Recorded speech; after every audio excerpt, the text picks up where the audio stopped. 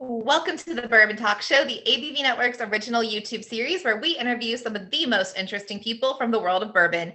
Today on the show, we'll be talking to Alan Bishop of Spirits of French Lick and Turner Wathen of Rolling Fork Spirits. My name is McNew. Please join me in welcoming my co-host for the evening, Steve Akley. Hey gang, how's it going, everybody? Oh. So yes, we've got a fun show today. We've got two great guests, Mr. Alan Bishop, who is always interesting and fun, and then Turner Wathen, a guy that cracks me up too. So this may be a funny show today, McNew.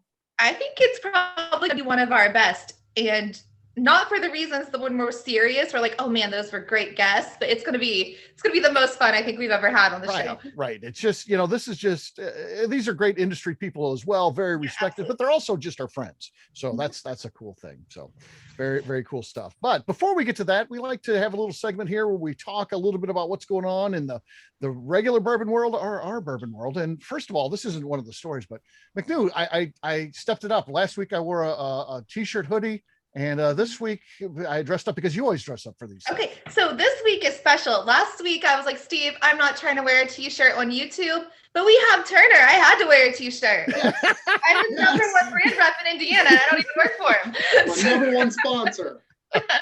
So you have on the famous Rolling Fork t-shirt. I do. I had to wear it. Yes. Yeah, we just booked an event that Turner's going to be at. We're excited about that, and we're not pushing it or anything because it's sold out in 24 hours, which is cool. But we're going to take a river cruise, and in the promotion for that, I put your t-shirt photo on there because it's appropriate. I assume you're going to be wearing that on the actual cruise itself, right? I might. I don't know. Maybe. Okay, maybe. It's a while away. I don't know. All right, we'll see. But that's going to be fun. I'm really looking forward to that. Yeah. Our first story that I want to talk to you about is Jim Beam is rolling out a canned classic highball. So it obviously has bourbon in it, seltzer, and citrus twist type of thing. Talked to Freddie Noe about that today. He sent me over photos. He says he's loving these things, that he is off the beer now and he's been drinking just those. And he says, in his words, he said, this thing is a claw killer. What do you think about that? Are you going to switch yourself, McNew? Is this? Yeah, I'm excited for this because who doesn't love a highball in the summer? And if I don't have to make it myself, I just have to pop a top, throw it in a koozie. It's even better. And you know that I love White Claws. I'm excited. Yes. You know that I famously run away from White Claws. I won't allow myself to get a photo with them or anything like that. Though Royce one time put one on a couch, on the arm of a couch, and I was sitting in the chair next to it. And then the perspective that he had was low. It looked like I had that White Claw, but I did not. It's okay to be in denial, Steve. It's fine. I did not have that. I'm telling you. It's fine. But I'll drink these, and you can take my photo with them. Okay. Yeah. I think these are going to be great. I think it's perfect for the summer season.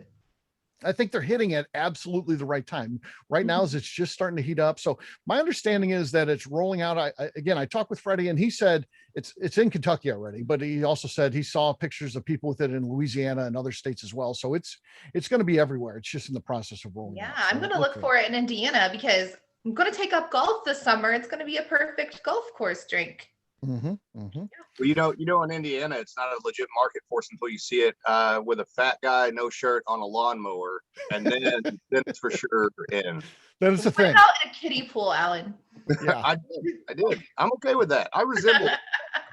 No, I loved when he had that. That was my favorite photo of the summer last year. That's when great. I was in that kiddie pool. Yeah. Stumpy's on our second story. Their gin last night won the Bourbon Drinkers Gin. How about that, McNew? That was pretty exciting, wasn't it? And that was amazing because it was a blind tasting. We had no idea what we were tasting through these samples. So congrats, Stumpy's, on that. Yeah, that was a cool thing. It was a totally blind tasting. We had 6 different gins that were nominated by Bourbon Drinkers. We were searching for the best one. And then Adam, as it turns out, he had a little bit of a wild card. Because he won that, I was going over there anyway because he's getting that whole new still put in and all that. It was really cool. I mean, it's unbelievable the stuff that he has and how he could put all that together. I have no idea. I mean, it looks like to me, I would just be in tears if that was my job. I wouldn't know where to start. But he let me try some gin that he had put away 2.5 years ago in the barrel, 2.5 years. So nice. Yeah, it was really, really good too. Unbelievably sweet. It was just different than you think. It was legit the best gin I've ever tasted by far. I mean, it was amazing. So yeah, Yeah. So only getting better. That's awesome. Yeah. He's just got 3 barrels of it. So he said it won't be it'll probably just be like a gift shop type of release. So when he does come out with that, be sure to jump on that if you're interested in that, because it won't last long. And it's not like he has any backups. He doesn't have any other gin laying around resting or anything. So that'll be it. So cool stuff though. McNew, it continues to be McNew's time. I think you continue to do amazing things. You've done a couple live events, and we've had success with those out of the gate, haven't we?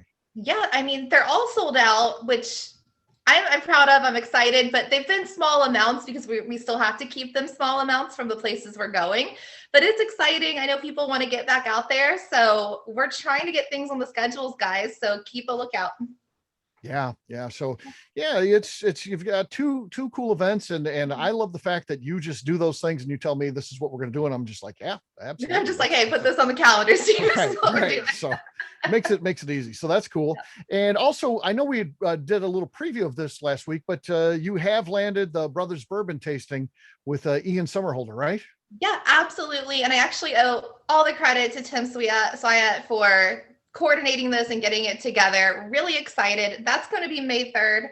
Tickets are out there today, so jump on those because those will go fast, I think, even to non-bourbon drinkers.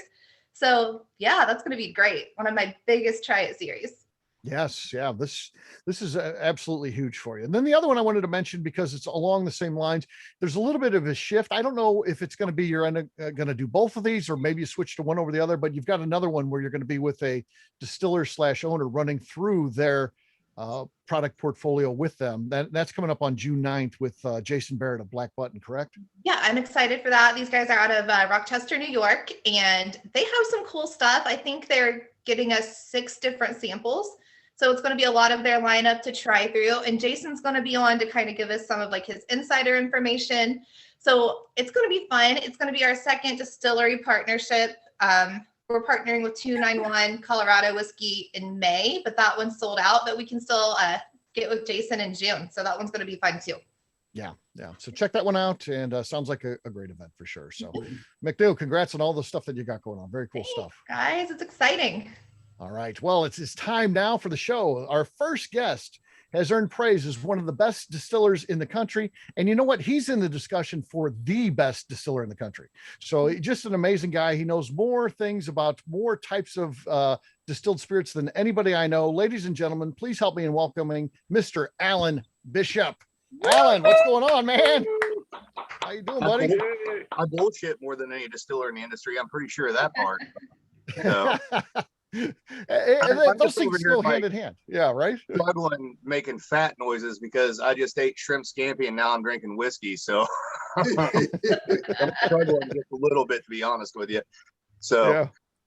So Alan, this is a fun interview to do because we've known each other for a while now, and I know you pretty well, but I wanted to focus on some things that I didn't know. So this interview is kind of sprinkled with some things that I just wanted to ask you about, random things. So yeah, first of all, we're coming up on summertime, and I don't know that you ever have any free time, because to me, I know you work a full-time job and you do a great job with that. You're a family guy. You've got a farm, and then you do a lot of promotional work for your company that takes up a lot of your time. Things like we're doing tonight on the Bourbon Talk Show here. So if there's anything that you do besides those things, what are they? Is there anything else that you like in life? Like, I don't know, fishing or, anything like that. Is there anything else to Alan Bishop? There's none of those answers do not make me look any less like the dumbass hillbilly that I possibly am. So, like the turtle thing, I love fishing for turtles. That's because it's easy, takes no time. Like I can just go throw lines in the pond, beginning of the morning, come back in the evening, grab them, they're ready to go. And then me and Dad, when I was a kid, we had a train set, and we got out of it for a long time. And he was super detailed about this train. I think it was really mostly an excuse for him to smoke weed and just like do his thing on his own. And I sort of interjected my 4-year-old version of myself into that with like, why does your room smell funny? So it became a father-son thing. But just like this last year, we started getting back into that again. And I need to put a little more time and effort into that sometime soon. But man, he gets super detailed with it. Like he buys like the little styrofoam to make the rocks, and then he fucking paints them and shit. I don't have that kind of focus. I'm like, let's just put the train on the track. Right. Fucking run it. It'll be all right. It'll be okay. But he wants to do the scale buildings and all that stuff. Other than that, I mean, all my hobbies are basically tied to distilling in one shape or way or form or the other. The most recent thing is, for years I've been telling myself I was going to build a little copper still, just to say I'd build a still, because I'd never done one. I'm not at all fucking mechanically inclined. And this went exactly the way that you can imagine it did. So here's basically the way that it fell out for me. Okay. I purchased the copper. I purchased a lot of tools because I talked to a lot of people before I started on it, and I spent a shit ton of money on it. And then what I really did is I just fucked up $400 worth of copper and bought a bunch of tools that I can't use worth of shit. And then now it's like a rabbit hole, right? So like, I built this piece of shit. I got it together, donated it to a museum because it's going to be outside where it looks like it's beat up anyway. So that's fine, you know? Right. But now I've bought like 2 more sheets of copper since then. So I'm just fucking dumb. That's really my hobby, is just being dumb outside of company time. That's where I'm at this point in my life. So. Mm-hmm. So, Alan, I've got something that I want to do here. If you're not into the idea, let me know. But I'd like to quiz you on some really weird, funky types of distilled spirits. And if I give you a name, do you think you can guess what? I've got 5 of them. I would say passing is getting 1 right for me. If someone knows that, I want to see how many you can get right. Are you interested in trying this out? Yeah, sure. Let's do it. Okay. All right. First one, Kumis, Kumis. Do you know what that is? I know that name. Does that like that could be one of two potentialities in my head, and I'm probably wrong about both of them. But that's either possibly a fermented dairy thing, or that could be related to Kumel, which is kind of like an akavit. Okay. I'm going to need you to lock in an answer out of one of those 2. I'm going to go with, I've drank a lot since then, so let's go with option B, just because it sounds similar. All right. Think about it. Think about it. Yeah. Let's go with the milk thing. It's right. I'm going to give you credit for that because you came up with that, and yes, that's close enough for me. You threw it out there. I don't want to give you wrong. So to me, you're 1 for 1 there. What All right. fuck? All right. I would zero. I would fail this. I know. So I know he's heard of it before, but sometimes that stuff's tough. I'm pulling out archaic stuff here. This is crazy things. And I'll take the fail on that one, because to be honest with you, I'm never fucking making anything made out of fermented fucking milk. Just to put that out there, because even for me, that's fucking weird. Yeah, that's out of Central Asia. They do that stuff. So that is a little weird.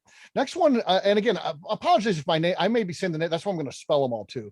Raki, Raki.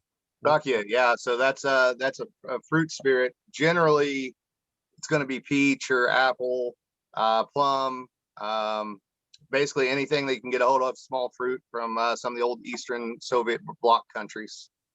Yeah, twice fermented is what I saw too. That they twice. But I don't even know what that means, Alan. But yeah, it's similar to like the old moonshine, the way that moonshiners do sour mash, where they would take what was in the still that was run out and throw it back on the fruit pulp, basically, and try to get anything out of it they could. Okay, you're 2 for 2. These weird things. All right, this one is U.S. based, so you may have an insight here, but it's a weird one. I've never heard of it. Vermont Spirits White. Fuck, I don't know that one. I'm gonna say that's got to be maple of some kind. Okay, no, that one I can't give you credit for. It is distilled milk sugar, which is a non-grain vodka. I've never heard of such a thing. No clue. Well, okay. Cynar, Cynar, maybe Cynar. Cynar. I feel like I should know that one from some of the old books too. Is that maybe like a fermented and then distilled mead with fruit? No, it's herbs and plants, but the predominant one is artichoke. It's from Italy, and artichoke. So it's like an artichoke. Fucking people ferment any fucking thing that'll fuck them up. Yes, and the last one is Fernet Branca, also out of Italy. So that's one of those sort of vermouth sort of things you got going on there. Yes, yeah. Do you know any characteristics of it? Not of that particular one. I mean, you know, when you talk to the vermouth family, my brain immediately goes into like different types of Genovese absinthe varieties, not absinthe, but wormwood varieties. Wormwood. It's herbs and it's extremely bitter, is what they said. So it's a weird one. I don't know why you would want that. They say it's so bitter that great digestive. That's the whole thing, and you use them a lot like a float or something. Like you're making a cocktail, it's kind of like bitters. You don't need much of it. Okay. Your score on that quiz was an A. It's pretty impressive, man. So that's good. So how did you not know the milk thing? God damn it. So 2020, the only one that you really didn't know was the one for the US, which is weird, right? But it's probably pretty small little pocket that does that. It's Vermont too. So I mean, I'm right. Maple or cheese, one of the two, and that's kind of where I go. Yeah. So 2020 was a bad year for just about all of us. I mean, and probably, on a personal basis, it was, the strangest year we've ever been through. But for you, on a professional basis, it had to be the greatest year ever. You accomplished so much and so many cool things happened. So tell us a little bit about your 2020 outside of the COVID stuff. We've beaten that one to death. Yeah, we had a pretty good year for Spirits of French Lick, and I had a good year professionally too. Between getting out our bottled and bond Lee W. Sinclair 4-grain bourbon and our bottled and bond Matty Gladden, and then a fucking ton of one-offs, the unpretentious, and playing off of that whole thumbing our nose at the secondary market. The Right Way, got to do a little tribute to David Lynch with that one, and then Fascination Street, that was awesome. And then we won a ton of awards, which is awesome. But then that also came with a lot of time invested in going on shows and talking and doing what we do, which is, there's nothing wrong with that. It gets hard to keep up sometimes. But it was an excellent fucking year. And just being able to see, I'm just slipping fuck in there just for shits and giggles, guys. Now there's a count going on in the chat. Yeah, the audience can't see that, but yes. It's just all subconscious at this point. But even the barrels that we haven't gotten out there yet, it's been fun to go in, especially with all these crazy barrel picks that we've done over the past year. I'm having an absolute fucking blast with that, because like we got a guy from Mississippi came up, love him. He's been up twice, and let me tell you what I've learned: don't drink with undertakers and or guys from Mississippi, because you can't fucking keep up. This guy's been up twice, brought 2 different people, and the first time we went through like 22 barrels, second time we went through like 25 barrels.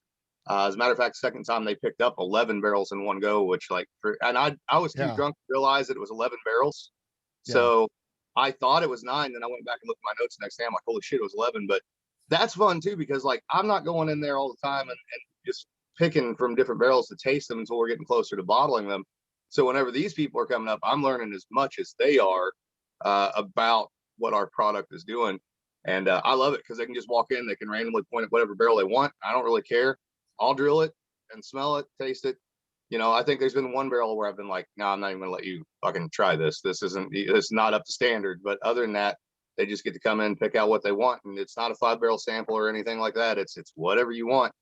So it's been a good year for us on that. And I've been telling people a lot, like we're far beyond where we should be for the age of distillery that we are. And I am continuously surprised and enthralled that it's doing as well as it is and getting the attention that it is. And anytime we get a positive review, I'm still just as excited about it as the first time that anybody even mentioned our product. And even some of the more negative things have been fun. We tend to spend those into events or social media things that have been interesting as well. So I can't complain, man. I don't have any complaints about it, other than probably need to sleep a little bit more and drink a little bit less. Yes, so that's cool. And I've done some of that barrel picking with you, and you do exactly what you said there. It's literally point to a barrel randomly, and you're just drilling and tasting and anything. And people are signing barrels saying they're going to buy that 2 years down the road. You're like, well, fine. They'll make it drunk and draw a dick-nosed dolphin on their barrel. That happened the other day. That was a whole thing. That's great. So I assume that the guy from Mississippi is Jonathan Maizano. That'd be the only guy I know that buys that sort of quantity, and he's a great dude. I like hanging out with that guy. So we got Maizano, and he's done some excellent picks. I love picking Maizano because he gets technical on his tasting notes. I mean, the most involved I've ever seen anybody get on tasting notes. So this is Zach from Mad Vines. who's our distributor down there, and he's just a cool dude, just laid back, and he's, those, when they came in the other day, they were all hungover. It was Zach and I'm trying to remember the other guys now. I can't think of it off the top of my head. And then they're Andy two. Ferris. Yeah. Andy Ferris. Andy Ferris. That's correct. So they were a little hungover, and I could tell they were foggy. But 2 barrels in, they were ready to go. They were ready to party. So ready to go. Okay. So I also understand you've got 2 new bottled and bonds that will be coming out pretty soon. Tell us a little bit about those. Yeah, so everything we're doing, short of one-offs and things of that nature, all the bourbons are always going to be bottled and bond from here on out, unless they're, an overproof series like the Iconoclast or something of that nature. So the next 2, just dumped one of them today. That's the Morning Glory, which is named after an old tavern that operated in Camelsburg, Indiana, from roughly 1808 up through probably just a little after Prohibition. It operated illegally for a long time. But that's a buckwheat and kasha toasted buckwheat bourbon that it's not my taste, right? But it's not all about what I like to drink. It's what other people like to drink too. I love putting that one in front of people because you pick a hardcore bourbon drinker and it is night and day. It's 50-50. Nobody has ever tasted that buckwheat bourbon and been like, it's either fucking I hate that or I absolutely love it. So that one's been my favorite to like put in front of people. So I'm curious to see what it does on the market. And then the other is we're launching the William Dalton wheated bourbon, which is basically the old APH Stitzel recipe, 70 corn, 20 wheat, 70 corn, 20 wheat, 10 malt. We use caramel malt that'll replace the wheater.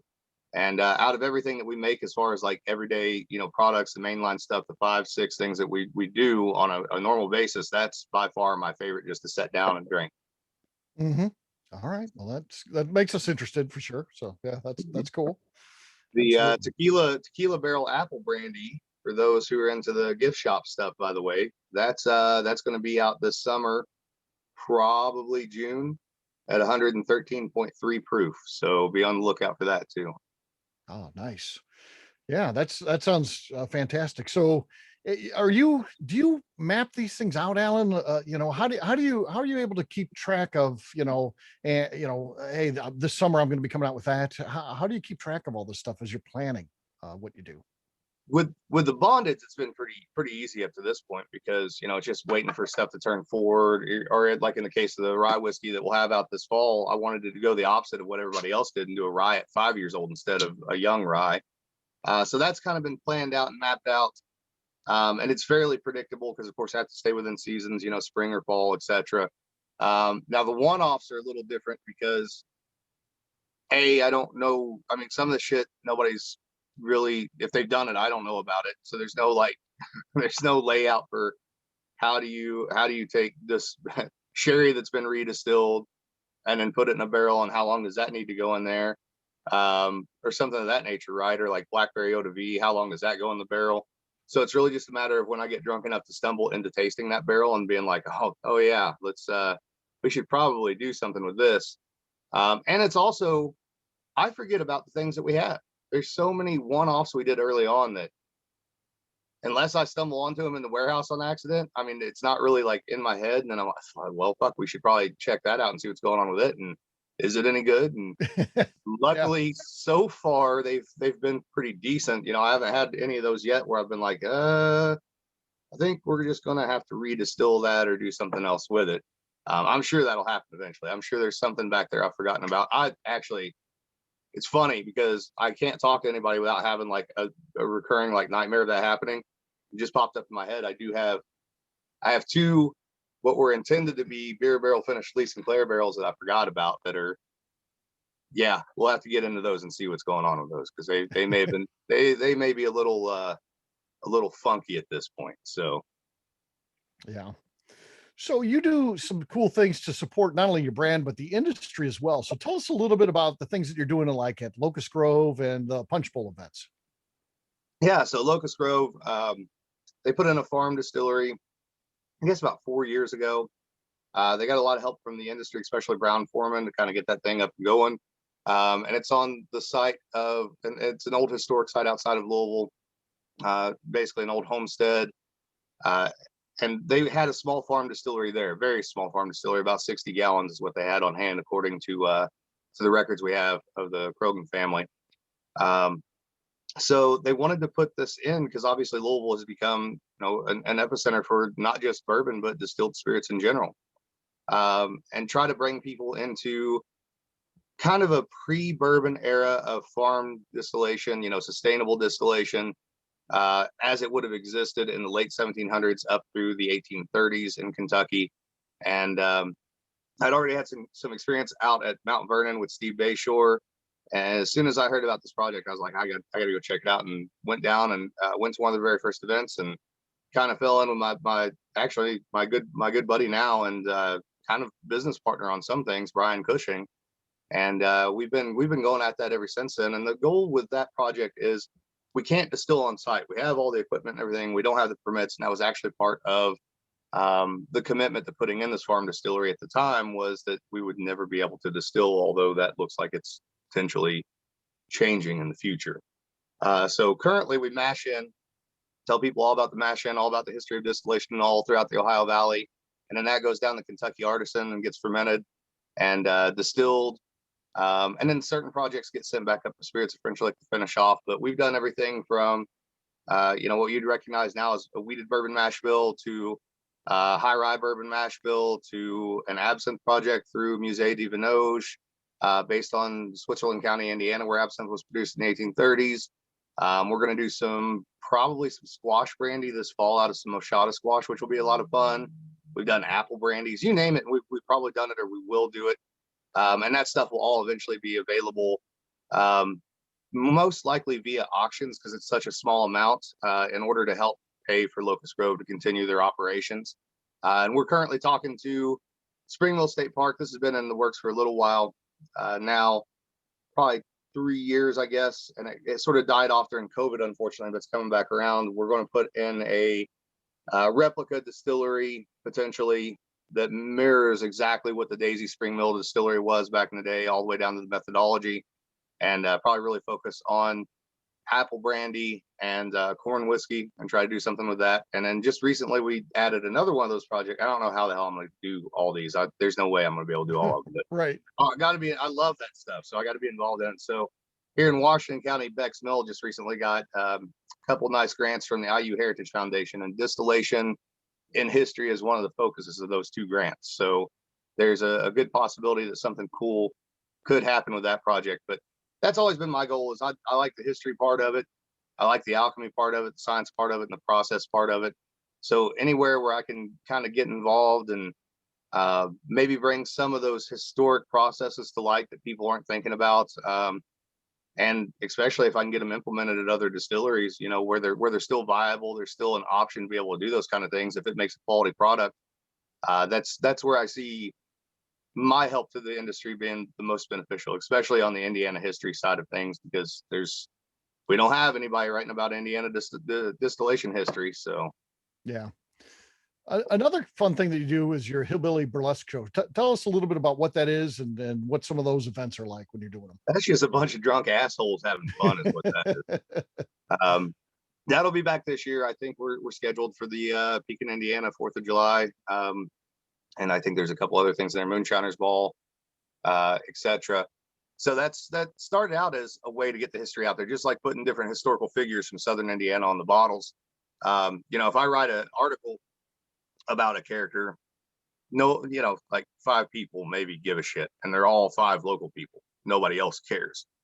But if I put it on a bottle, or if I get drunk and assign a character to my friends, and we sort of play these historic ghost characters from different eras of Indiana history, and we had black powder pistols, and we do the whole thing, and we kind of turn it into almost like a Wild West show sort of mentality. That gets a little more attention. People start paying a little bit more attention to those historical characters. And if nothing else, even if you have no interest in distillation, no interest in that history, you're going to laugh, because 9 times out of 10, these guys are not pretending to be drunk. Now, entirely how safe it is to give them black powder pistols while they're drinking is entirely debatable, to be honest with you. And I've had more than a few moments where I've been like, this is the dumbest fucking thing that I've ever done, first of Right. all, or that anybody has allowed me to do on public property, because Jesus Christ, I mean, those aren't toys. Those black powder pistols aren't toys. I mean, we've dad's had a hole blown in his shoe before, because Right. somebody got a little too drunk and walked up, tried to shoot his feet, and put a hole right through his shoe. And then another guy caught his ass on fire one time, which at the time was funny and scary. He went to pull his pistol and got it caught on his overalls, and he shot himself right in the ass in the middle of the show, and hopped around a little bit. And I don't think he even realized he's walking around just patting his ass, because it burned, but he didn't realize he was on fire. I mean, he had a smoke trail behind him. You could see it. So they blew up an antique still on me one time. There's footage of that somewhere. I had a still that somebody had given me, and they made it's like fucking Looney Tunes, man. They made Dad and Raymond made a looked like a piece of dynamite, right? It was just basically black powder firework. Dropped it in the still, blew the bottom and the sides out of the still, the whole thing. So wow.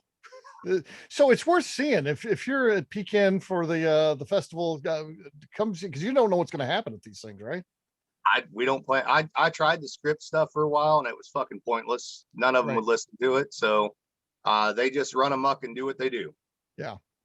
Well, let's talk family for a second. You used to talk about your daughter and the fact that she knew way more than any kid should ever know about distilling at such a young age. 3 years old, she knew more than any 3-year-old in the country about distilling. Is she still interested in that, or is it something that she's grown out of a little bit as she's gotten older?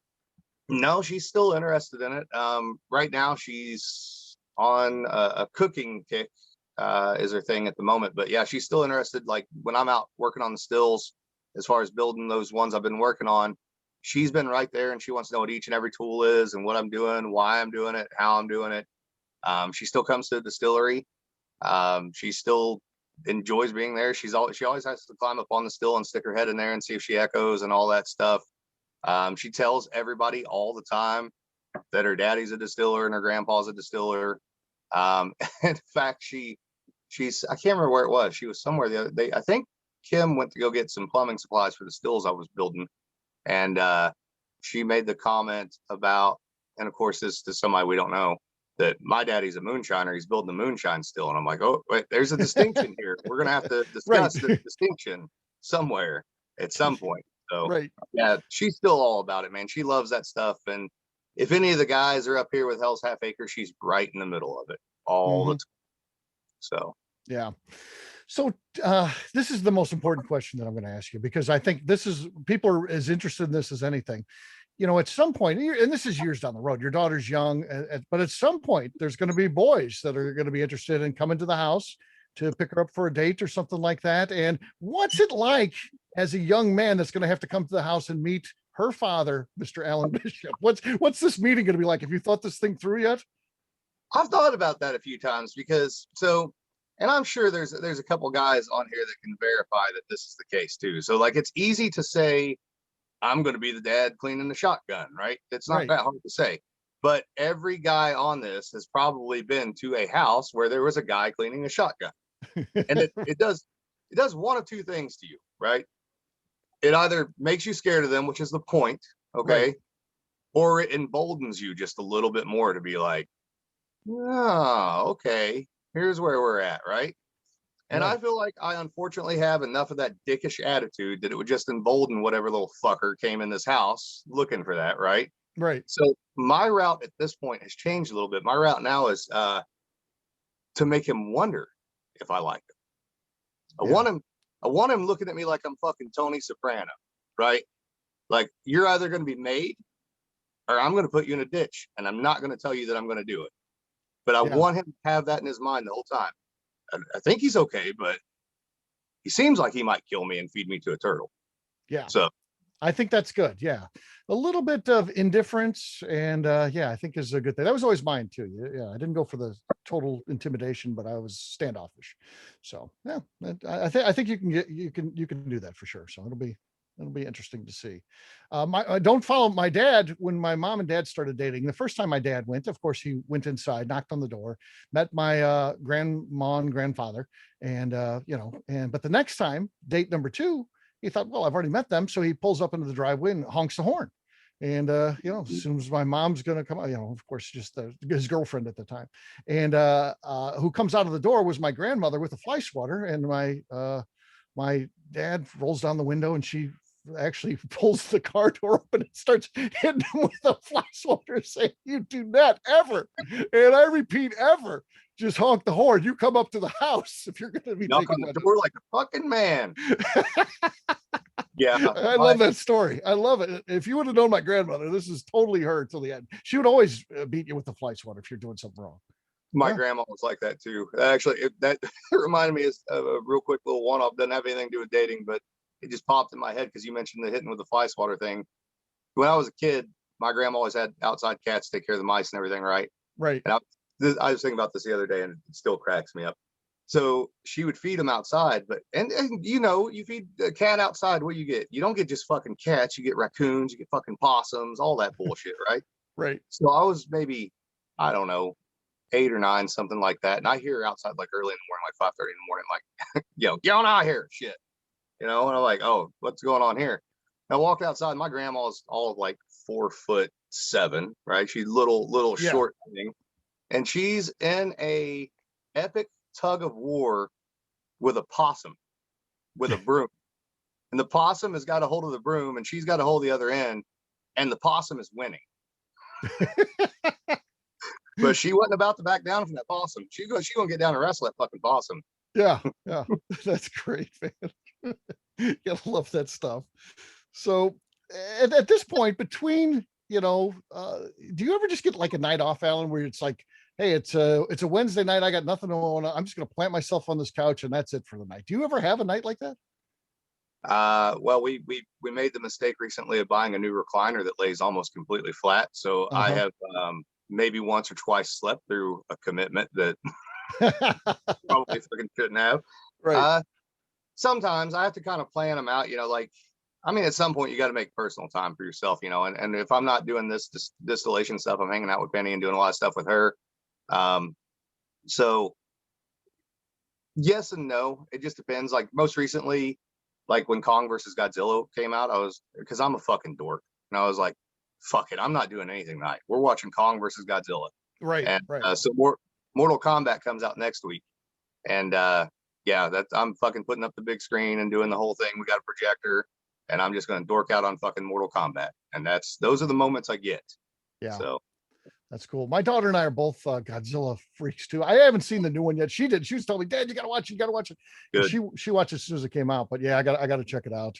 Our favorite is the Smog Monster. I don't know if you remember the Smog Monster, but he was one that we enjoyed for sure. I kept waiting for in this newest one, because I grew up watching the Toho stuff with my grandparents, right? Because he'd been in World War II and all that stuff. So I have certain Toho characters. Of course, those Toho movies are mostly just fucking terrible, but they're hilarious in their own way. They're great in their own way. Yeah, I agree. So they made a reference to an alien in the new movie, and I'm like, oh, it's fucking Space Godzilla. Show me fucking Space Godzilla. Let's do Space Godzilla. Yeah, that's great. So what continues to motivate you, Alan, at this point? I mean, you've achieved a lot of success. What keeps bringing you back to the well to keep reinventing yourself and doing new things? My brain immediately went to just like, and this is where I'm at in life, my brain immediately just went to paycheck. Mm-hmm. No, I think a lot of it is I guess I want to see, it's not so much whatever success that I get out of this or Spirits of French Lick gets out of this. I mean, that's obviously there's a motivating factor there, but I want to see Southern Indiana distillation in particular, and the whole state. I want to see what grows out of what myself and Huber and Hard Truth are doing, and even up north, Old 55. I want to see if that opens some eyes and gets. We've got 39 distillers in the state, right? But you guys have heard of 5 of them, maybe, right? Right. And there's a reason for that. And I want to see if that doesn't open up some eyes and get people moving in a direction that really builds Indiana back up as a distilling state. And however I can contribute to that, whatever way, shape, or form I can contribute to that, I'm all about it. And I just want to see it happen. There's no reason for it not to. There's also a little underlying goal of eventually owning a piece of my own place, and that's becoming more of a distinct possibility in the future, I believe. So Cool. That's always going to be there. So Yeah. Well, my friend, you've been on an amazing trajectory the last couple of years, and I hope that continues for you. I mean, it's been really fun to watch. well, you've been a big part of it. You were one of the first people that jumped on board and helped us out, and I thank Royce Neely for introducing us to each other and getting that up and going. And that's been a big part of the success from Spirits of French Lick is your platform through the ABV network. And you know, you really pushed us a lot and introduced us to a lot of good people, and we wouldn't be where we are if we didn't have you guys. So Well, thank you, my friend. We do nothing but, you know, a mouthpiece. I mean, you're doing all the hard work behind the scenes, making the great stuff. So yeah, don't ever take that for granted. You do amazing things, and everything that you get, you deserve for sure. Appreciate Thanks, you man. joining me today, my friend. yeah, no problem. It's been a blast. Yeah, stick around, and we'll have you sit through Turner's, and we'll bring you back at the end. You can plug whatever you like in terms of your business or anything personal you got going on as well. Yeah, I'm looking forward to hearing Turner's thing here too. Absolutely. All right, what we'll do next is we will take a quick break, and then when we come back, we're going to be talking to Turner Wathen. We'll do that in just a few. Today's show is sponsored by the ABV Network's flagship whiskey series. One ticket gets you entry into 2 events where you will get to meet 8 different distillers and taste their products. The next offering is July 6th and 13th, and a ticket costs only $60. Get your tickets today, as this will be sold out soon, by heading to eventbrite.com and search our flagship whiskey, or via the ABV Network website. Just log on to abvnetwork.com and hit virtual events. We are also sponsored by Moonshine University. Moonshine University offers programs to assist individuals in the bourbon industry, or simply fans wanting to step up their knowledge. Whether you are looking for in-person learning at the classrooms of Moonshine University, or looking for self-study online, there are options to fit your unique needs. Check them out at moonshineuniversity.com. All right. Well, our second guest today is maybe even the biggest fans in bourbon might not even realize the impact that the Wathen family has had on the industry. But our guest today, while he's not in the bourbon business per se, he is in the distilled spirits business. He owns a rum company, and he is certainly a big fan of what his family has done in the world of bourbon, and is a big advocate for making sure that's not forgotten. And he's going to be talking a little bit about that today. So ladies and gentlemen, please join me in welcoming Mr. Turner Wathen. Hey, Turner. How's it going, man? Hey-o. How you doing, buddy? Quiz me. I'm nervous. I'm fucking nervous. There's all right. So there's no quiz for you. So Yes. All right. I heard, yes. You passed already. For Alan. That's great news. Yes. No, obviously I saw online you were talking about coming on the show, and one of the things you were excited about doing, and I got excited when I saw it, you were going to read a letter from your uncles. Let's fucking do this, man. Yes, yeah. Yes. So they, you know, this gives you an idea how important they were, because they were big advocates for what would become the Bottled in Bond Act. And, you know, that regulation, I'm telling you, that's what's made the difference in bourbon. If that never happens, you know, bourbon isn't where it's at today. It just, that literally set in motion seriously. And you're in rum now. And I think the biggest attraction from rum is they don't have a set of rules that govern it. I mean, you search and seek out quality, you know, rum offerings and things, distilleries that do it right. But there's so much crap that goes on in the world of rum because there isn't that sort of regulation like we have in bourbon, right? Well, and we can talk about that. I can shit on everybody. I'm small enough now that no one still knows. You know, the big guys don't really know. But the passionate people do know. But yeah, I can throw haymakers and undercuts to anybody I want. And so you know what? Fuck it, we're doing it. All right, let's hear this letter. Let's hear this letter here from your uncle. June 10th, 1896. Wow, what were you doing back then? What? I think Jimmy Russell was just named Master Distiller of Wild Turkey that year. So in the Bottled in Bond movement, which we credit Colonel E.H. Taylor for, which I happily applaud him for. He testified before Congress, so yeah, you're not going to downplay his role. He was big in it. So yeah. He wasn't the only one. He wasn't the only one. So here we are. The day is June 10th of 1896. We are at a point of proliferation and rectification where there's no distinction between aged spirits and spirits that have been doused with prune juice or cranberry juice. There's no classification of what should be viewed as a quality older age bourbon aged in an oak cask versus something that had been manufactured by way of nefarious means, and we're sick of it. But we don't know how to solve this issue. So you, my friends, are the Kentucky Distillers Association. And since the meeting at the Galt House, we have seen and corresponded with almost every distiller in the state, looking for consummation of the agreement for suspending distillery operations in Kentucky from the dates of July 1st, 1896 to January 1st, 1898. We want an 18-month moratorium in the production of bourbon. We think it our duty to inform every distiller in the state of this situation, and we let each one know that we have done we have let everyone know what we have done and what yet remains to be done. We have succeeded in obtaining signatures representing about 60% of the total distilling capacity in the state.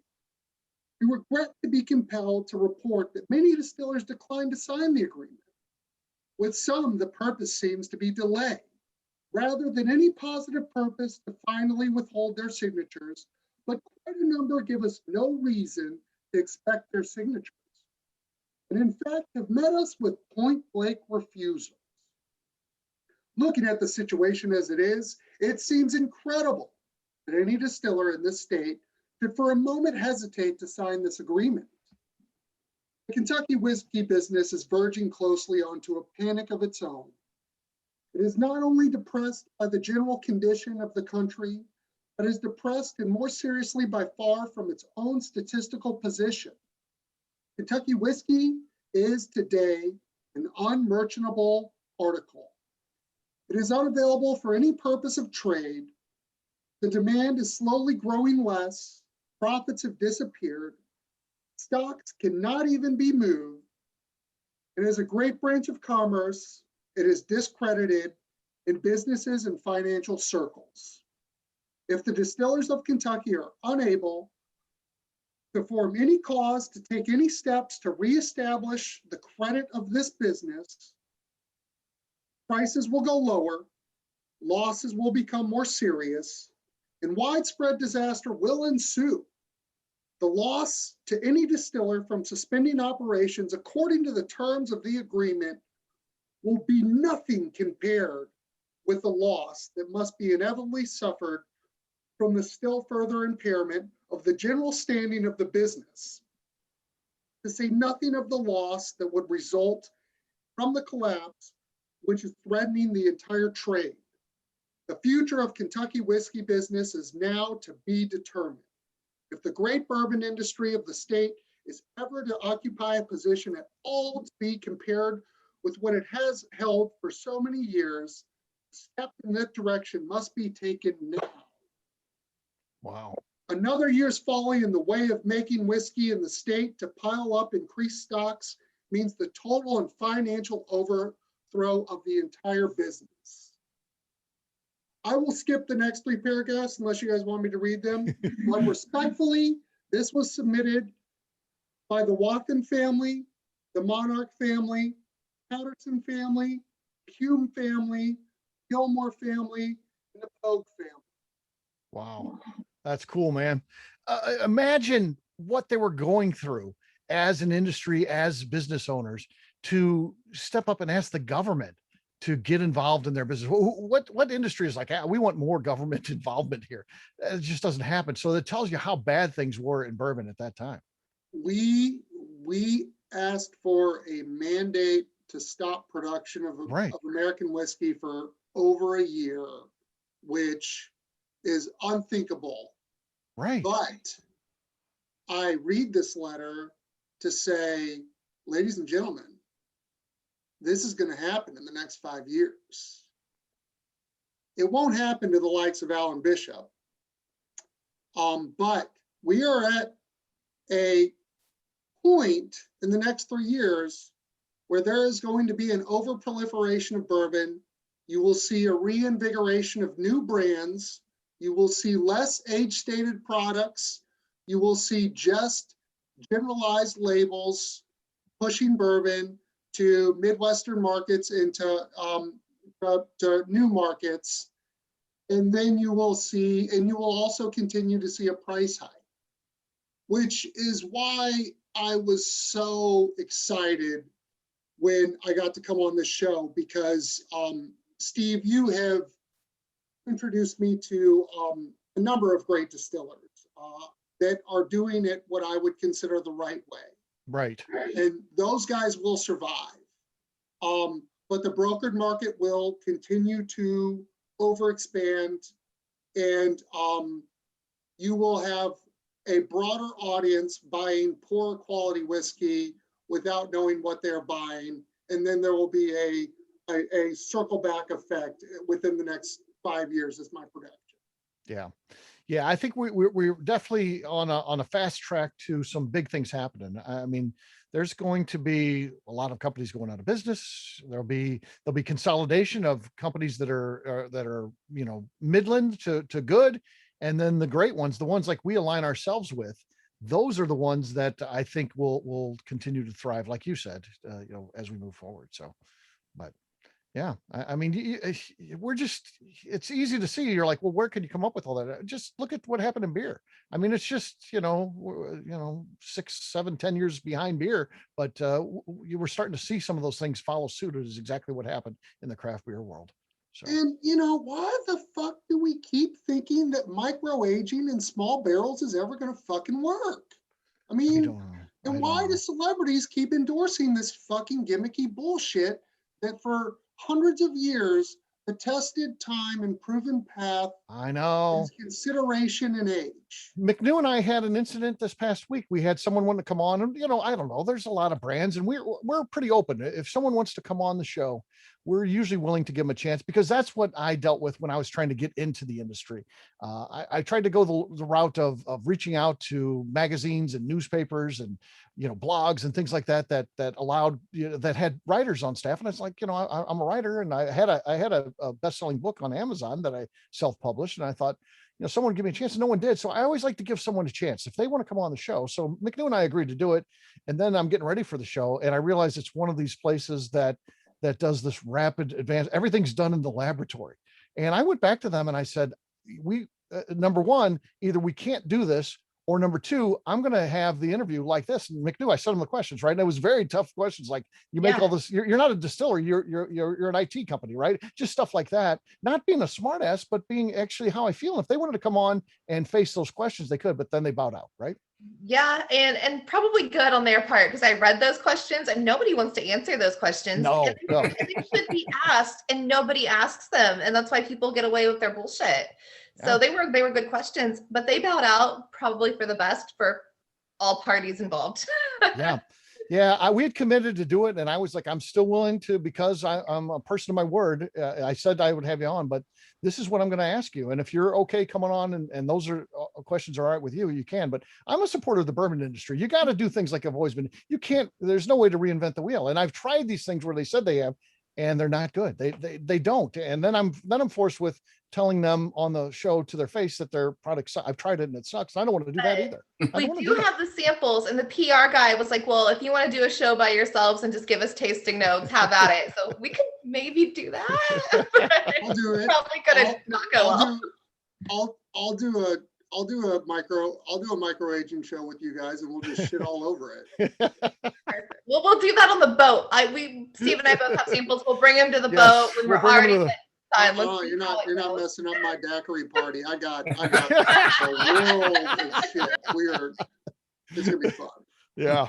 So Turner, your family, I should say, has such a great history, and we could do a whole show just on that, but we don't have that sort of time. But if you don't mind, give me the very abridged version to tell us, how your family got started in the business.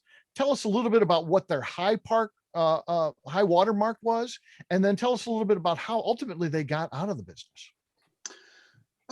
So from a 50,000 foot view, my brand is called Rolling Fork. It's named after my great grandfather, 7 generations removed. His Rolling Fork Distillery, which was started in 1786 in Kentucky, before Kentucky was a state. We had distilling capacity for 3 generations before that. So in total, we're probably 11 generations deep, going back to our formidable days in England or wherever the fuck we're from. And we operated the Rolling Fork Distillery up and through the Civil War. We're capitalists, so we served both sides, and we produced a lot of alcohol for injuries and those types of purposes. But the interesting part is through that point, we were now 3 generations deep of producers. And you're talking, you're talking mid to late 1800s. That's really unheard of. So I give my forebears an amazing amount of credit for continuing that lineage and passing that down, enforcing education, enforcing a value stance of the family business onto my ancestors.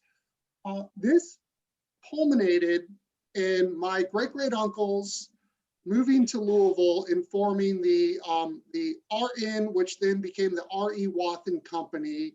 And we're talking late 1800s. And at this point, Basil Hayden's grandson had blown himself up and suffered severe injuries. So he could no longer operate the Hayden family distillery. My great-great-grandfather, Athanasius Wathen, went down to the Hayden family distillery. That's a great name. Yeah. Went down to he also, after he retired, he was a sheriff, and he got in a gunfight on Old Mockingbird Valley Road area of Louisville, Kentucky, with one of the last remaining members of the Jesse James gang. And he won the gunfight by sticking his thumb in the gang member's barrel, and then he got his thumb blown off. But it created the commotion that allowed him to overtake the dude. So Wow. yeah, Nace Wathen bought the Hayden family distillery, reinvigorated the Old Granddad brand, upped the age statement to 7 years, increased the rye on it, and fought a guy from the Jesse James gang. So to wrap it up, we ran it through. We were one of the few families that had medicinal permits. I would love to know what type of money went under the table for that. We acquired and maintained brands like Old Granddad. We acquired E.H. Taylor's brand, Old Crow. Crazy. And at the end of Prohibition, on the eve of Prohibition in November 1933, my family retained more than half of the American whiskey stocks, which was over 10 million gallons. And now I peddle fucking rum. But that's just crazy to think about. People just don't know that story. I mean, when we think of bourbon history and the biggest name in bourbon, it all starts and ends with Beam. But in reality, you guys were at that point in time bigger than Beam, way bigger in fact. So yeah, and then we just did a hard split of family members that wanted to try to become aristocrats and family members that just wanted to drink themselves to the grave. And we did 3 generations hard of that. Yeah. In reality, the Beam history, while it goes back 226 years, in reality, it's after Prohibition with Jim Beam opening up that distillery. And then the person who really took it to the next level was his son, TJ Beam. That's the guy who really made Jim Beam what it is today. So, but yeah, just crazy to hear about your family and all the amazing things that they do. Tell us a little bit about how you decided then to get in the rum business. Why rum if you have this great family history and you always like to celebrate that? How do you get into rum? Alan can attest to this, but surviving in this world is just by making more mistakes than failures, because you're going to make a lot of fucking failures. Rum was a failure. We were looking, so I had applied, like in 2009 and 10, I had applied to every job at Brown Foreman in Heaven Hill. I had applied to distributor jobs. I wanted to just be in the game. Right. And I didn't have I wasn't a bartender, and I wasn't as good looking as Stephanie, so I didn't get hired. And, at that point, I started fucking around with a 9-gallon and a 6-gallon copper pot still in my garage. And I mean, I did it to the point where I broke the seals and I'm trying to cover the seals with cornmeal, and I'm just going through the whole rigmarole of failure. But, you know, I operated a couple stills out of my garage with my partner Jordan for 5 years. My own parents did not taste a single drop of my distillate until I thought it didn't suck. Mm-hmm.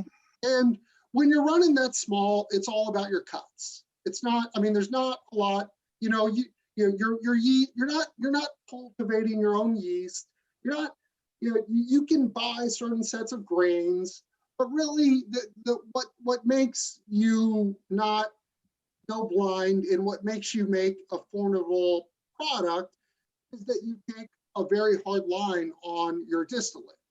And we did that for a while, and then we got to the point where people were like, you guys don't suck at this, but what's your next step? We didn't have distillery money. And so we knew we were going into the sourcing game, and this was 2014-15. And my partner Jordan and I were sitting around drinking a Havana Club 7-year rum, which is not the Puerto Rico Havana, not the Bacardi Havana Club, the actual Cubans. And Jordan's just like, fuck it, man, we should just go buy rum. Actually, that's not true. We started doing sorghum. We realized that sorghum does not yield a commercial yield that's viable enough to make a really sustainable product. And from that, we were just like, we're already on this path of molasses, let's go rum. And we thought that we could add education. We thought that we could add value. And in the current market that we're in, even though we are sourcers, we thought that we could add quality products at a reasonable price, and that could be a product differentiator for us. Yeah. But this is 2015. If I had just done fucking bourbon, I just bought some MGP, I'd be rich. You wouldn't even talk to me. You'd be so well off. Yeah, you wouldn't return I'd send you a message. You wouldn't return that. Yeah. Oh, I'd be funded. I'd have all this money. I wouldn't have a day job and shit. Yeah. Yeah. Oh yeah. But you did go with rum, and you do an amazing job. And you and I run into each other a lot because you were at Royce Neely's place. That's where you do your bottling and stuff like that. Your stuff that you get in, it's there and things. So I will see you there. And what I love about your company is you get all different types of rum and things. And I don't know anything about rum. I'm not going to act like I'm an expert. I know nothing about rum. But you know, I feel like when I hang out with you, you're doing all the work to pick out the good stuff, and then I just get to sit back and taste it. And it's amazing, man. I love all the different styles, and you know, it's a cool thing that you've got going on. Well, I mean, again, I'm going to keep my whole fucking spiel is going to be, Alan can attest to this. Let me tell you how much fun it is filing labels on the TTB site, and then getting your shit rejected when you know bourbons are flying off the hook with finishing and other stuff, and they're like, no, you need to call your rum a DSS. Distilled spirit specialty. I'm like, well, you can go fuck yourselves. Apply again and try and get a separate agent. We you know, there's just so much. So Europe is a much larger consumer market for rum. It is. There's a much more consumer base for quality rum in Europe than there is here. And we just knew that we just knew that the current market that we're in is a market that appreciates older age spirits, whether it's a Japanese whiskey, whether it's a Scotch, whether it's a brandy, whether it's an American whiskey, whether it's a bourbon. If it's of quality and of age, and I can put a number on it, it's not going to suck. And it's funny, when I started building contract trees in like 2014 and 15. When we started, this is how every conversation went. I want single origin, I want single distillation run, and I want to know the proof. And I asked that to everybody. And everybody comes back with, we got you, man. We got this blend of like 4 different countries with some sugar and caramel added, but it tastes just like Appleton. I don't fucking want that. Right. So we beat down a lot of doors. We pissed a lot of people off. But we were able to achieve our goal of buying single origin, single distillation year products that we can put the origin country, if the distillery is not going to let us, in the age. That's the two fucking things I care about. Right. And that's kind of our principal fundamental drivers in how we buy our products. But man, I've got Barbados. I love our Jamaican products. They're phenomenal. I've got El Salvador that I'll do a giveaway on. I've got Dominican. And I want to be able to showcase those areas because those areas are affected by their own particular histories. Right. Yeah, and I've got what I think is $1 million idea for you, because I've been able to try these different things. Someone tell me what's an El Salvador rum. I have no idea until I hang out with you, and then I get to try these. I'm like, whoa, that's fantastic. And then you're like, try this Jamaican rum, and it's like totally different, but also fantastic in its own way. I think you should do. You ever see that kit that Jefferson has? It's like 200 mil. I think you should have one of those. Yeah. And your product's in there. It's called Rum's Greatest Hits, and you have these different styles. And I think that would be amazing, man, because it would introduce us, those that aren't super rum fans, but like bourbon and want to expand our horizons. I think that would be a cool way to do it, man. So yeah, I want to do a Christmas kit. I've talked about it for years, and now you're just going to make it happen. Make it happen, man. Yeah. Rum's Greatest Hits. That's the name of it. That's got to be. I buy those for myself and not other people. Like those will fly off the shelves. People love those. Yeah. Right. Exactly. So tell us about the long-term plans for Rolling Fork. What do you see this company being down the road? So assuming, you've got great products, the success is going to happen. So, but where do you see the success being? How do you define that? In some ways, we've achieved more than I had anticipated. In some ways, we have not achieved where I want us to be. I would like us to have our own property. I would like us to have our own tasting bar. And then I would like us to have our own distillery. And once we go that route, the Rolling Fork brand did have a rye and a bourbon. And I would like to continue to have a portion of my business be dedicated to rum. But eventually I would like to pay homage to my family's Rolling Fork rye. And that's a goal of mine. Yeah. We do have one product that I'm saying too much. Fucking failure. We have one product. You're supposed to replace the ums with fucks, Turner. Come on, we got feeling us. It's called Fortuitous Union. It's an accidental blend of rum and rye whiskey. Right. It's delicious. Yeah, the Robinson's got it right there. It's awesome. We'll be rolling out batch 2 this fall, but that has no product competitor. And actually, so funny story. Old granddad, Basil Hayden, my family acquires it, helps it out, sells it off to Beam. Beam rolls out Basil Hayden. Everybody calls it Basil. They didn't name the guy after a plant. It's Basil. And then the Beam rolled out the Basil Hayden Caribbean Rye, which is a blend of rum and rye whiskey. Right. I was fucking terrified until I saw that it was like 80 proof.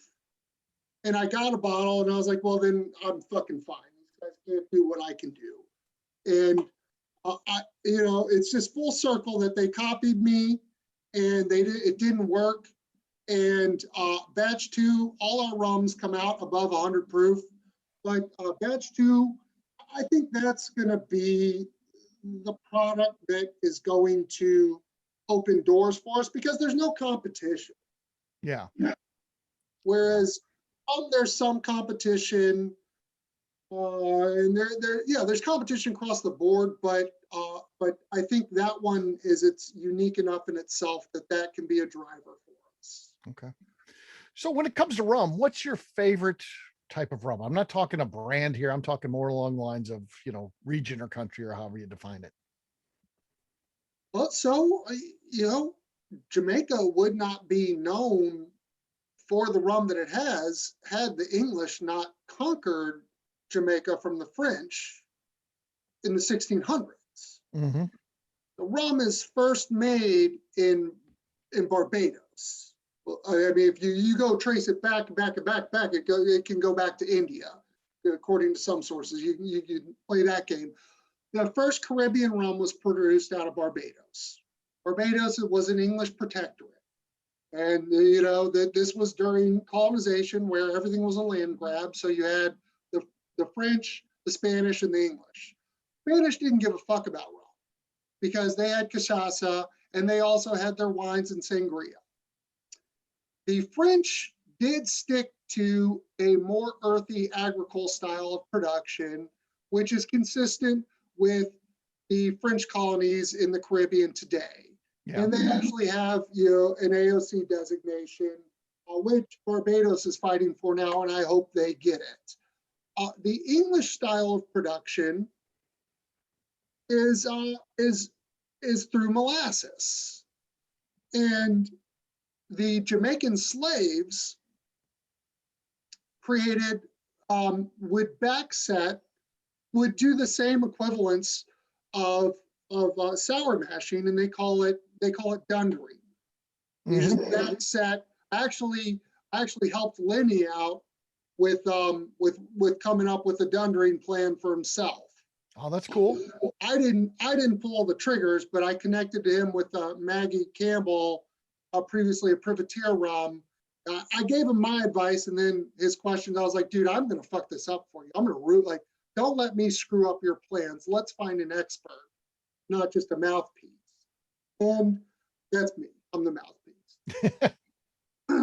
And so the Jamaican style of rum is a back set of previously molasses rum. It is high in ester count. Esters are equivalent of those fatty acids and fossil fuels that make all alcohol taste awesome. And while I love the Barbados products, but the Jamaican products are just unique enough that they're just weird enough that I'm like, that's my jam. That's it. Yeah.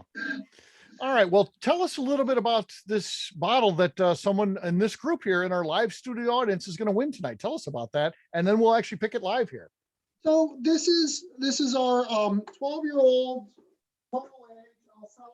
He's walking off camera, folks. Yep, He's grabbing it. Sorry, I'm grabbing the bottle, which does no value to this conversation.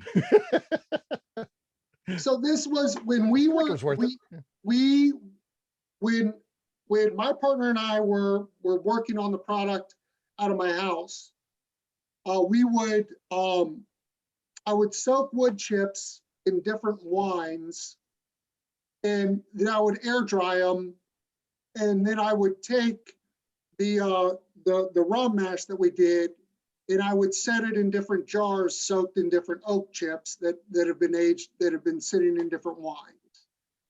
And what we did was we wanted to try and replicate different barrel flavor types. And so we came up with a product. This was our original idea from day one, was to take a base product and finish it in a variety of bourbon, rye, port, and sherry barrels. And we fucked it all up for 2 years. And finally we were looking at some juice, we were looking at Jamaican, we were looking at some other products, and there was this El Salvador that we just considered a vanilla bomb. It's creme brulee in a glass. It's very singular, it's very one-dimensional. From the initial palate, from the nose to the initial palate to the finish, there wasn't a lot of complexity. And so Jordan and I were like, this is the product we want to run. We want to see if we're any good at. And so we brought in way too much of it, which is something we learned on the commercial side of things. And so we dropped it. It was brought in at 10 years aged Caribbean, and everything in the Caribbean is either aged in Jim Beam or Jack Daniel's barrels. That's just all they can get, so that's what they do.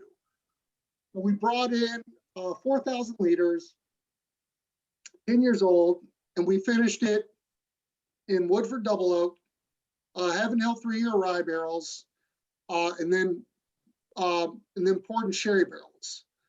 And what's funny about that is rye and sherry fight each other, and sherry wins. So we didn't need to do the rye. Like, Right. It was a fucking waste of time. It was a waste of 6 months. Well, you did it though. It did get us to 12 years total age, and then we file it with the government. They say, no, if you have finishing, you're a DSS. I said, what about all these other fucking products that aren't DSSs that do finishing?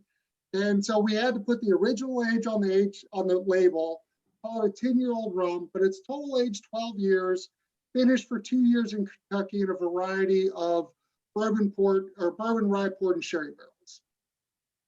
Gotcha. All right. Well, one of you folks is going to win that, and everyone that signed up is here. So there's the number here, and let me hit the generate button, and McNew will then tell us who that person is once the number comes up. Number 8, McNew. Number 8, Tim. Congratulations. Tim, you are our winner. You are our winner. How about that, man? I'm going to Nice. try and hang out with Tim next month, so I'm not shipping it to him. Yeah, there you go. Right, Tim, hold on to it. Tim I'll can see you pick in it up. May. Yeah, yeah, perfect. So that worked out well. Oh, that's All great. right. There, Robinson's got a bottle right there. So we're a previous winner, apparently. So yeah, our goal is to display how rum is produced through the quality of its spirit, and then help people connect that flavor to its origin country. And so everything that you try from us, whether it's Barbados or Dominican, it's going to be different. Yeah. And it's going to be unique in its own. Some of it's going to be better than others. Some of it, I'm like, fuck. We probably it's going to suck, but that's our goal. Yeah. All right. Well, Turner, thank you for joining us today. We really appreciate it, man. It was good stuff. And we will wrap. Yeah, go ahead. Before I go, Yes. the dude that Alan just had up, Jamie Ferris, has been written about in Whiskey Magazine. He's been arguably valued as one of the best noses in picking single barrels in American whiskey. Mhm. And I was out to dinner with him on Monday night, and he's like, and him and Zach were like, we're going to Alan's shop. I was like, you guys are in for a fucking treat. Right. I don't know if you're gonna get slapped, but I don't know if you're gonna get to spin the wheel, but you're in for a hidden gem. And that's really exciting to me that Mad Vines and in Lincoln Road Package Liquor Store are connecting with French Lick, because there's going to be a lot of happy people around the country because of that connection. Cool. Thanks, man. Yeah, I appreciate that. And I was going to throw out in that pick too for you guys that can ever make it down there to Mississippi and pick it up. So we did sell our first single barrel apple brandy at barrel proof. So it's going to be setting at like 138 proof. It's going to be a monster. So sounds great. It sounds yes. We gotta get someone to head down to Mississippi for us. Maybe Bo Cumberland needs to go visit family, and then we'll give him orders he can load up for us. All right. Well, we'll wrap this one up as we always do by talking about where people can find us. I want to start with our guests first. Turner, we'll start with you. Where can people find you, buy your products, that sort of stuff? So check us out. We're at rollingforkrum.com. We're on social media at Rolling Fork Rum. If you're not in Kentucky or in Texas or Tennessee, go to Sealbox. But really, just reach out to us. We're just two dudes. We'll respond to you. Absolutely. Alan, how about you, man? yeah, you can find me drinking Rolling Fork rum while I'm watching fucking Mortal Kombat, and throwing a couple more fucks in there just for shits and fuckles. So no, this has been a great time. You can find me at spiritsofFrenchlick.com, spirithub.com, also stillbox.com, and thealchemistcabinet.com. And then, as always, check out Distiller's Talk. Absolutely. All right, McNew, how about you? Where can people find you? I'm on Instagram at McNew ABV. All right, for me, I'm an easy guy to find at Steve Akley on Twitter, Instagram, or Facebook. I've got a website, steveakley.com. We've also got a company website. That thing's abvnetwork.com. Check it out because everything that we do is out there. Previous shows, blogs, we've got our shop out there. We've got our events out there and so much more, abvnetwork.com. McNew, anything else to say before we get out of here? I'd like to remind our audience to please hit that subscribe button for Bourbon Sasquatch on YouTube, where all of our shows will be posted. And when you're watching an episode, please give us a thumbs up, leave some comments, and share it. It helps new people find the show, which is very important to us. And next week, we have Dan McKee, Master Distiller for Michter's, and Miss Becca Sue of the Bourbon Daily. Should be fun. Looking forward to that. Until next week, take care, everybody. See ya. Bye. Aces. Well,